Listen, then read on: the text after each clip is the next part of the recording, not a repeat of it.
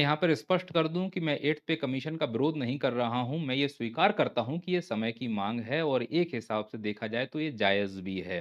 8th पे commission फिटमेन factor को निकाल कर जनवरी 2026 से लागू कर दिया जाएगा और जिस भी सरकारी कर्मचारी की बेसिक पे 18,000 होगी, लगभग उसकी बेसिक पे फिर 45,000 के आसपास पहुँच जाएगी। मैं वही तो कह रहा हूँ कि जो नौकर वर्ग है, उसके तो जलजले होना तय है।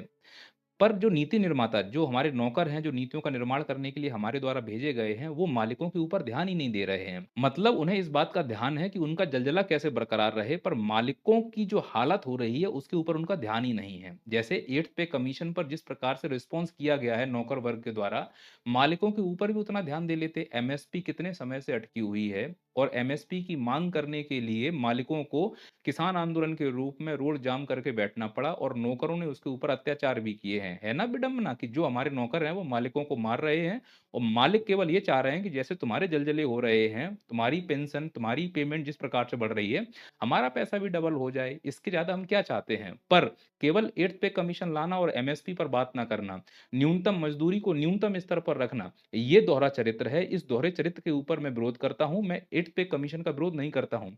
या तो वो भी ना हो, अगर है तो फिर दोनों चीज़ों को साथ लेकर चलने की आवश्यकता है।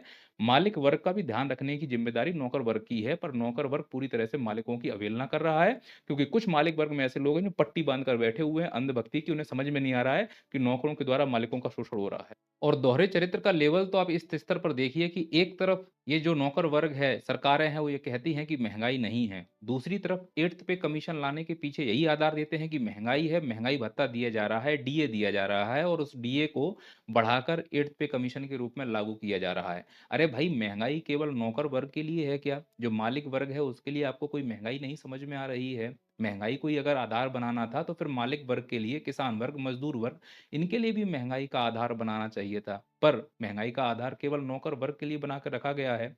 तो नौकर वर्ग अपने सहूलियत के हिसाब से नीतियाँ बना रहे हैं, वही नीति निर्माण में बैठे हैं, वही नीति क्रियान्वयन में बैठे हैं। मालिकों को पूरी तरह से नज़रअंदाज किया जा रहा है और एक लॉलीपॉप पकड़ा दिया जाता है, चाहे वो मंदिर के नाम पर हो, मस्जिद के नाम पर हो, जाति के नाम पर हो, धर्म के नाम पर हो। वोटिंग के समय बड़े-बड़े सपने दिखाए जाते हैं, रोज़गार से लेकर मंदिर निर्माण तक के, और फिर उस चीज़ों को इस प्रकार से बनाया जाता है कि हम भूल जाते हैं और नौकर वर्ग का जो जलवा है वो बरकरार रहता है।